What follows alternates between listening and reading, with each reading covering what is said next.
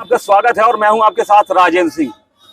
आज जिस वर्ग के साथ, जिन लोगों के साथ हम आपको रूबरू करवाने जा रहे हैं, वैसे तो उन्हें जो दर्जा दिया गया है वो अतिथि का दर्जा दिया गया है और अतिथि के लिए कहा भी गया है कि अतिथि देवो भव है। लेकिन यहाँ पर जो अतिथि हैं वो अतिथि शिक्षक हैं और उन अतिथि शिक्षकों को इस तरीके से निरादर करके कभी भी कैसे भी बिना किसी लिखित आदेश के निकाला जा रहा है, जो एक बड़ी समस्या का सबब बना हुआ है।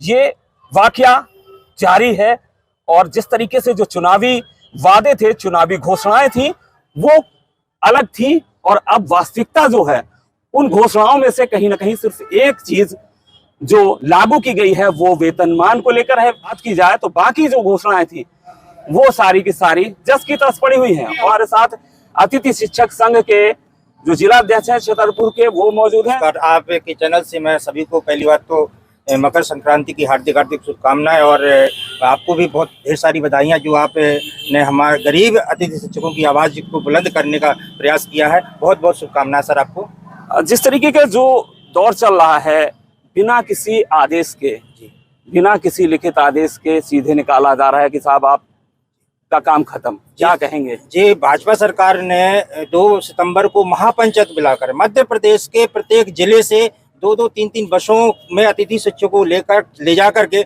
महापंचायत बुलाई और महापंचायत में हमारे हित में बहुत अच्छी घोषणा की, जिसको सुन करके हम लोग बहुत प्रसन्न हुए थे। और भाजपा के कहे अनुसार भाजपा का जो शीर्ष नेतृत्व था, उन्होंने कहा था कि हम आपकी बात को सुनते हैं, आपकी जो मांगे हैं उनका पालन करेंगे। महापंचायत के दौरान उन्होंने बोला भी, लेकिन वेतन वृद्धि के अलावा आज तक कोई भी महापंचायत में हुई घोषणाओं का पालन नहीं हुआ है। क्या हो रहा है, किस तरीके से निकाला जा रहा है, क्या वजह बताई जा रही है? अतिथि शिक्षक जहां पर पदस्थ हैं, कोई भी नया व्यक्ति रेगुलर टीचर प्रमोशन से या नई भर्ती से जैसे ही आता है, ठीक उसी दिन कह दिया जाता है कि कल से आपकी सेवा समाप्त। ऐसा प्राइवेट कंपनियों में तक नहीं होता है, उनको बाकायदा नोटिस दिया जाता है, 2-4 दिन का टाइम दिया जाता है। लेकिन अतिथि शिक्षकों के साथ ऐसा कुछ भी नहीं है। देन एंड देयर तुरंत ये कह दिया जाता है कि कल से आपकी सेवाएं समाप्त हो जाती हैं। और आज छतरपुर जिले से लगा मध्य प्रदेश के पूरे हर जिले में जो भी प्रमोशन से शिक्षक आए हैं, तो उनकी जगह से अतिथि शिक्षकों को हटा दिया गया है। जबकि महापंचायत में ये घोषणा की गई थी कि 1 साल का अनुबंध रखा जाएगा, 1 साल तक अतिथि शिक्षकों को नहीं हटाया जाएगा। लेकिन उस आदेश का आज तक पालन नहीं हुआ है, केवल वेतन वृद्धि का पालन हुआ है। विभागीय परीक्षा उसी टाइम की कही गई थी, लेकिन उसका भी पालन नहीं है। हम लोग बहुत सारे अतिथि शिक्षक हैं, मारे फिर रहे, छोटे छोटे बच्चे हैं। हम लोग बताइए 20 सत्र में हम कहाँ जाएं, क्या करें, किसको सुनाएं? और सुनाने की रही बात, बीओ साहब को, डीओ साहब को हमने लिखित में दिया है, कलेक्टर साहब को दिया है कि भैया हमारी बात मांग को सुने, हमारी जो परेशानी उसका निराकरण करें, लेकिन कोई सुनने को तैयार नहीं है। और मुझे तो ऐसा अनुभव हुआ है कि सरकार के सामने जो अधिकारी हैं वो ज़्यादा अधिकारी शाही चला रहे हैं, अपनी शासन की बात को नहीं सुन रहे हैं। यदि सुन रहे होते तो सरकार ने जो है घोषणाएं की थी, अधिकारियों को पालन करना था, लेकिन अधिकारियों ने पालन नहीं किया। सरकार की बातों को अधिकारी नहीं सुन रहे हैं, आप क्या कहना चाहेंगे सर? क्या शुभ नाम है आपका? अनिल कुमार मिश्रा। जी मिश्रा जी, हाँ, पहले तो बताएं कितने दिनों से आप अतिथि शिक्षक के तौर पे कार्यरत रहे हैं? ये हम 2011 से कंटिन्यू कार्यरत हैं, यानी लगभग 12 साल। हाँ, 12 साल हो गए हैं जी। अब क्या हालात हैं, किस तरीके? हालात ये कि उन्होंने एक आदेश पारित किया था कि किसी भी शिक्षक को निकाला नहीं जाएगा आगामी आदेश तक। वो आदेश हुआ भी नहीं है, बिना कोई आदेश के धड़ल्ले से हमको निकाले जा रहे हैं। इन्होंने क्या किया, वो आदेश निकाल के हम लोगों का यूज किया, वोट बैंक लूटा और बाद में इन्होंने बाहर का रास्ता दिखा दिया। आदेश किसके द्वारा जारी किया गया था, कुछ जानते हैं? ये लोग DPI के द्वारा आदेश जारी किया गया था। DPI के द्वारा। DPI के द्वारा। अभी हाल ही में आप, मुझे याद है कि अभी दिसंबर, शायद 21 या 22 दिसंबर को आप लोगों के द्वारा ज्ञापन भी दिया गया था। हाँ। इन सब चीजों का हवाला किया गया था, लगभग 20 दिन होने को है। क्या उसका कोई अभी तक जवाब या कोई? नहीं, उसका कोई जवाब नहीं मिला अभी, किसी भी तरह का कोई। अगर छतरपुर जिले की बात कर लें, लगभग कितने अतिथि शिक्षक होंगे जो ये परेशानी से गुजर रहे हैं और जिन्हें निकाला गया? कम से कम नहीं है 12 से 13। जी, सॉरी, 12-13 जो अब उनकी रोजी रोटी का लगभग संकट। हाँ, बिल्कुल संकट है उनका। अब क्या ये नहीं, DPI ने जो आदेश जारी किया था हम लोगों के लिए कि आगामी आदेश तक इन लोगों को नहीं हटाया जाएगा, चुनाव के पहले किया, अब उस चुनाव के बाद उस आदेश का पालन क्यों नहीं हो रहा है? तो आप क्यों नहीं DPI मौखाग्र? अब ये बताइए आप, जब ये मौखाग्र कहने पे इन्होंने निकाल दिया, क्या मौखाग्र कहने पे ये भर्ती कर लेते हैं क्या? हैं? जब लिखित आदेश आता तभी ये भर्ती करते, तो लिखित आदेश दे तभी तो निकाले। इस सब के बीच चूक कहाँ मानते हैं आप? चूक कहाँ है? ये चूक है, प्रशासन की चूक है या ये जो आपके प्रशासनिक अधिकारियों की चूक है या ऊपर शासन लेवल से? ये शासन लेवल से है और अधिकारियों की भी से मिली जुली भगत है। चलिए, क्योंकि कोई सुन ही नहीं रहा है यहाँ पे। कोई सुन नहीं रहा है। हाँ। तो इस तरीके के हालात है, कोई सुन नहीं रहा और लगभग इनका कहना है कि 1000 के ऊपर दादात होगी अतिथि शिक्षक जो अब बेरोजगार हैं, जिनके पास कोई आय का स्रोत नहीं है, जिनके घर के लोग जो उन पर आश्रित है उनका पालन पोषण कैसे होगा, उस पर भी संकट है। त्योहार नजदीक है, क्या कहेंगे सर? क्या शुभ नाम है आपका? जी, मेरा नाम दीप सिंह तोमर है। जी तोमर साहब, बताएं क्या किस तरीके के हालात है, क्या कहना चाहेंगे, क्या मांग करेंगे? डॉक्टर मोहन यादव चूंकि एक संवेदनशील मुख्यमंत्री हैं, पूर्व में उच्च शिक्षा मंत्री भी रहे हैं, क्या क्या अपेक्षा करेंगे आप? मांग तो हमारी यही है कि जो भाजपा सरकार ने जो घोषणाएं की है उनको जल्द से जल्द लागू कर दे। भाई, आपकी घोषणाओं से हमने जो बन पड़ा हमने सब किया, और आपके घोषणाओं की लालच में, अब उसे तो हम झूठी लालच ही कहेंगे क्योंकि वो घोषणाएं आज तक लागू नहीं हुई। वेतन बढ़ाने मात्र से सब कुछ नहीं चलता है। आज वेतन बढ़ाई है, आधे से ज्यादा हमारे भाइयों को निकाल दिया गया है। तो हम ये चाहते जो बचे हैं उन पर भी संकट होगा। बिल्कुल बिल्कुल संकट होगा। आज नहीं तो कल वो भी इस घटना से बिल्कुल अपने आप को माने कि हम इस घटना में घटित होंगे, वो बचे नहीं हैं। पर लेकिन मैं सरकार से यही चाहता हूँ कि वो सरकार जल्द से जल्द आदेश जारी करें। जब एक साथ सभी घोषणाएं की गई हैं, घोषणाओं के साथ में वेतन वृद्धि, 1 साल का अनुबंध, प्रत्येक वर्ष के 4 अंक, इसके साथ और भी घोषणाएं जो की गई हैं, तो एक जब नियम लागू हो गया तो बाकी घोषणाएं कहाँ हैं? अब क्या उनका कोई लेखा जोखा नहीं है? क्या उनका कोई किसी ने सुना नहीं है? सब कुछ है, पर अधिकारी या फिर वो सिर्फ चुनावी घोषणाएं थी? ऐसे ही कह सकते हैं उनको। तो भाई, एक नियम लागू हुआ, उसके साथ 4 नियम और थे, अगर वो लागू नहीं हुए हैं तो इसका मतलब ये है कि सरकार अर्थ से तो सशक्त किया कहीं ना कहीं, लेकिन निकाला जा रहा है। अर्थ से सशक्त करने से क्या होता है सर? आज हम अर्थ से सशक्त हो गए थे, हमें निकाल दिया गया, तो उस अर्थ का हम क्या करेंगे? हम उस पद पर ही नहीं है तो अर्थ का लाभ नहीं मिल रहा है हमें। 1 साल का अनुबंध होता तो कम से कम 1 साल हम सुरक्षित तो रहते। सरकार का ये काम था कि वो 1 साल के लिए हमें सुरक्षित बोला है तो कर तो दे हमें। क्या कहेंगे सर? क्या शुभ नाम है आपका? मेरा नाम अरविंद कुमार पारासर है। और पारासर साहब और आगे आ जाएं, फ्रेम में आ जाएं। जी, क्या है, इसमें जो आदेश निकाला गया है उसका बिल्कुल कोई पालन नहीं हो रहा है, और जो शासन की घोषणाएं बिल्कुल फिजूल की घोषणाएं हैं, और इसमें कोई अधिकारी ना कोई कर्मचारी इसमें सुन रहा है। जो भी कह रहा है वो अपने मन की, जैसे निकाला जा रहा है तो आप वहाँ संकुल पर या बीओ डीओ इन सब से आपने बात नहीं की कि साहब हमें कोई रिटर्न में दीजिए? सबसे हम लोग मिल चुके हैं, डीओ से, बीओ से, और जाके कलेक्टर साहब को भी आवेदन दिया है। लिखित में कहा है कि हमको एक लिखित में निकाला जाए, जैसे रखते हैं लिखित में वैसे लिखित में निकाला जाए। लेकिन कर्मचारी सब मिली भगत में चल रहे हैं, शासन की झूठी घोषणाएं चल रही हैं, इसमें कोई देख नहीं रहा, सुनने वाला नहीं है। अचानक निकाल दिया है और ना उन्हें कोई आदेश दिया है। जितने वगैरह बहुत बड़ा पर्व एक मकर संक्रांति का नजदीक है सर, क्या कहना चाहेंगे? जिस तरीके से आप लोग बेरोजगार हैं, अब कोई सुन नहीं रहा है, कैसे त्योहार होगा, कैसे आगे घर चलेगा, क्या सोच रखा है आपने? इसमें ये सोच रखा है कि सर इसमें नियुक्ति पुनः वापस किया जाए, उनको बुलाया जाए, कार्य लिया जाए, 1 साल तक लिया जाए, जो उन्होंने कहा है उसके आधार पर उनको नियमितीकरण की ओर ले जाए। जैसे उन्होंने कहा कि 25 अंक दिया जाएगा और लिखित परीक्षा लेकर के उनको अंदर किया जाएगा, तो ऐसी कोई व्यवस्था करे शासन कि सब लोग अंदर हो जाए। 10-12 सालों से कर रहे हैं, और मानदेय में किया है कि 2 महीने भर का लाभ मिला है कि 10,000, 14,000 और 18,000 को, बाकी बाहर हो गए सब लोग, तो कोई मतलब नहीं है। महापंचायत में तो बड़ी सारी उम्मीदें जागी थी और जो ये कुनबा था पूरा वो उल्लासित था, हर्षोल्लास के साथ उसने चुनाव में भागीदारी भी की। भाजपा मेजॉरिटी में प्रदेश में गई, लेकिन अब क्या मानते हैं वो घोषणाएं जो हैं, जिस तरीके से अब स्थानीय स्तर के अधिकारी से लेकर डीओ तक की बात करें, जो डिनाई कर रहे हैं उन चीजों को, आदेश को। जैसे अभी डीओ से ही हम लोगों ने बात की थी तो उनका ये कहना था कि जब साहब स्थानांतरित होकर या पदोन्नति होकर कोई आ रहा है तो एक ही पद के लिए हम 2 लोगों का वेतन आहरित नहीं कर सकते। चलिए सर, आपके इस बात पर मैं एक बात कहूँ कि मध्य प्रदेश के शासकीय स्कूलों में पदस्थ शिक्षक जो रेगुलर टीचर हैं, उनको जो ज्यादा टीचर हो जाते हैं उनका नाम होता है अतिशेष। जब 40,000 रुपए अतिशेष की भी निकाल सकते हैं तो 10,000 रुपए अति शिक्षक की नहीं निकल सकती। अतिशेष शिक्षक वो होता है जो अतिरिक्त होता है। तो क्या मानते हैं डीओ इसके लिए सक्षम है निकालने के लिए, जब ऊपर से व्यवस्था नहीं होगी? तो क्या मानते हैं आपकी डीओ लेवल तक या ऊपर से ही इंस्ट्रक्शन नहीं होंगे? डीपीआई के जो अधिकारी हैं वो बीसी के माध्यम से डीओ को निर्देशित करते हैं, डीओ बीओ को और बीओ प्रिंसिपलों को। मतलब ये तो माना गया, कहा यह जा रहा है कि बीसी के माध्यम से ये निर्देशित कर दिया गया साहब की जहां आ जाए उनको निकाल दो। जी जी। तो अब डीओ की कहाँ गलती, बीओ की कहाँ गलती है?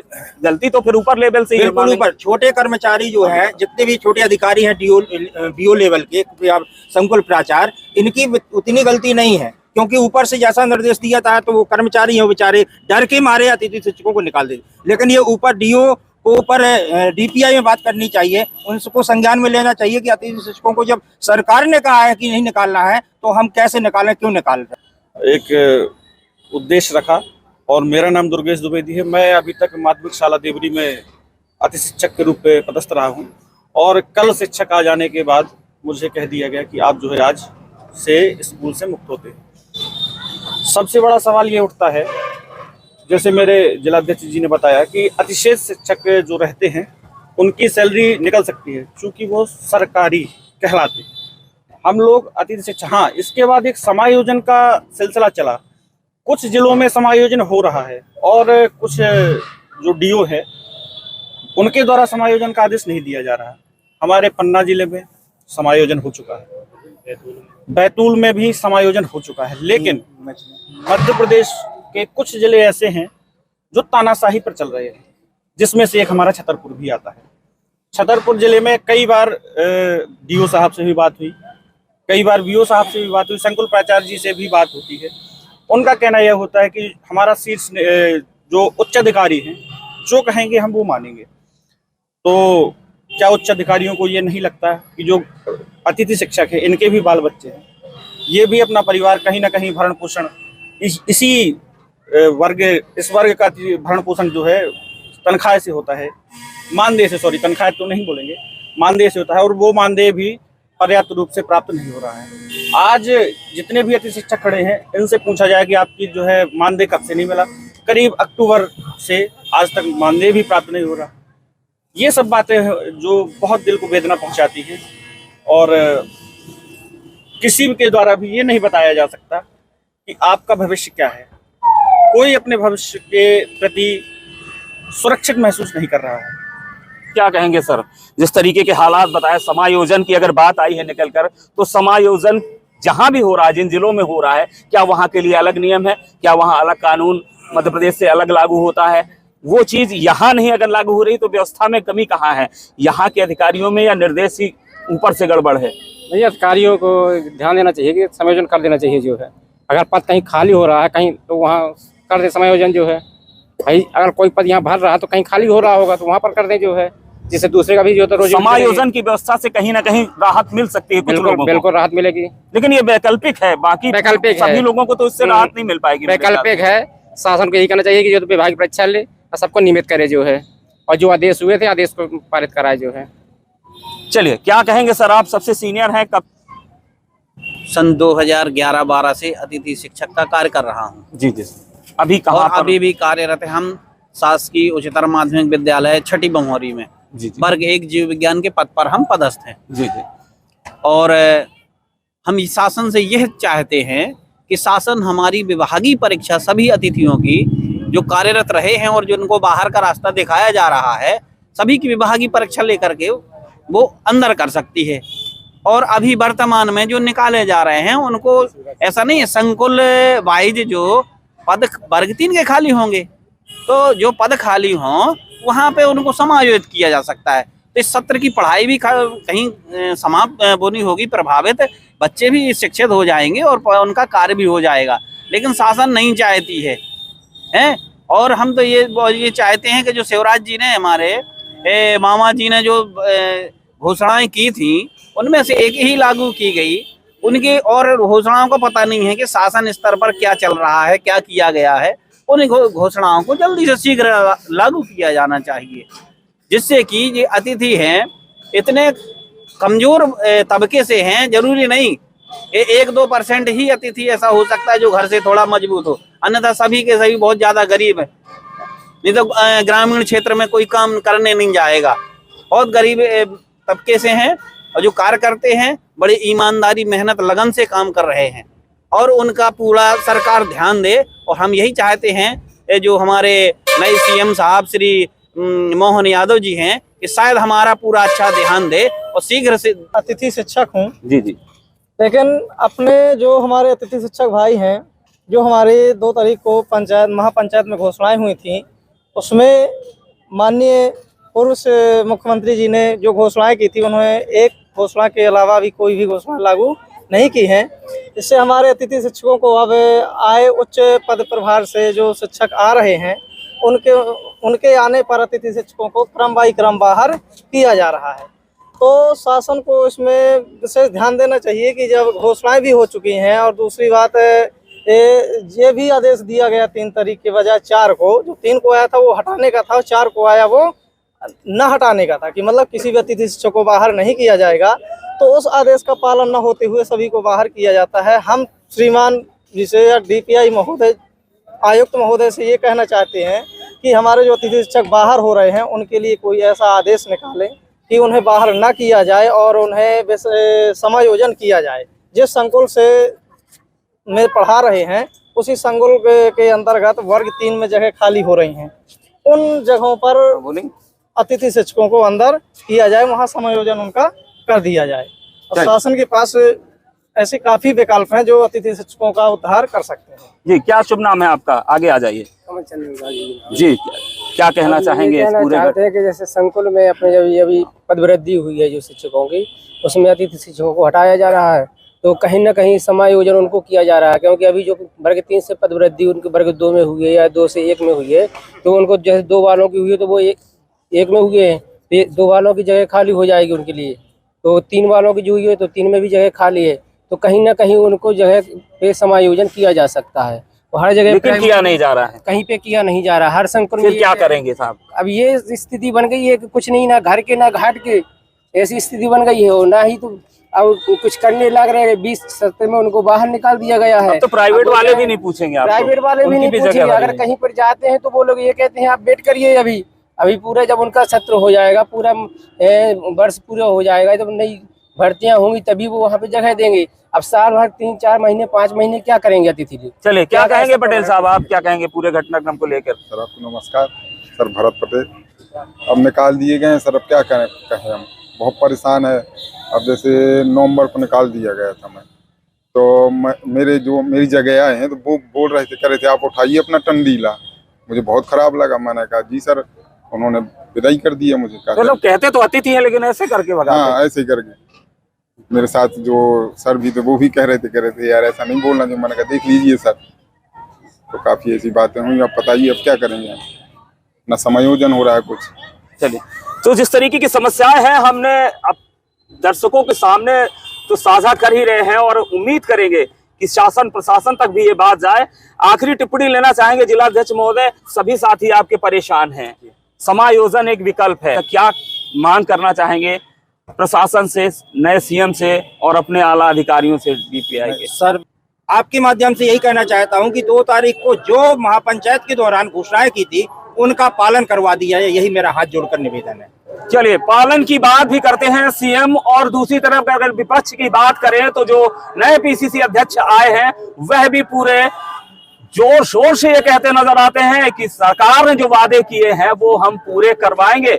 लेकिन यहाँ दर्द जो अतिथि शिक्षकों का है वो अपनी जगह वाजिब है, जायज है, क्योंकि अतिथि कहा तो जा रहा है लेकिन निरादर करके निकाला जा रहा है। जो वादे किए गए थे, चाहे वो महापंचायत में हो, चाहे वो उस आदेश को लेकर के हो जिसमें यह साफ स्पष्ट किया गया था कि पूरे 1 साल तक इस अनुबंध के तहत निकाला नहीं जाएगा किसी अतिथि शिक्षकों को। आज जो हालात हैं वो जस के तस बने हैं, निकाले भी जा रहे हैं, सुनवाई भी नहीं हो रही है, ज्ञापन प्रदर्शन भी हो रहे हैं, लेकिन इन अतिथि शिक्षकों की हाल फिलहाल सुनने वाला कोई नहीं है। हम भी दरकार करेंगे, शिवराज सरकार तो गई लेकिन भाजपा की सरकार है और मोहन यादव सीएम हैं, ये बात उन तक पहुंचे और इन अतिथि शिक्षकों का, जो पूरे प्रदेश के अतिथि शिक्षक हैं, एक बड़ा कुनबा है, लोकसभा चुनाव भी हैं, कहीं ना कहीं उस महापंचायत की मांगों को जो घोषणाओं में तब्दील किया गया था वो पूरी की जाए। कि आखिर आदेश है तो पूरे प्रदेश के लिए क्यों नहीं, समायोजन है तो हर जिले में क्यों नहीं हो पा रहा है, ताकि वैकल्पिक व्यवस्था के तौर पर सारे अतिथि शिक्षक बेरोजगार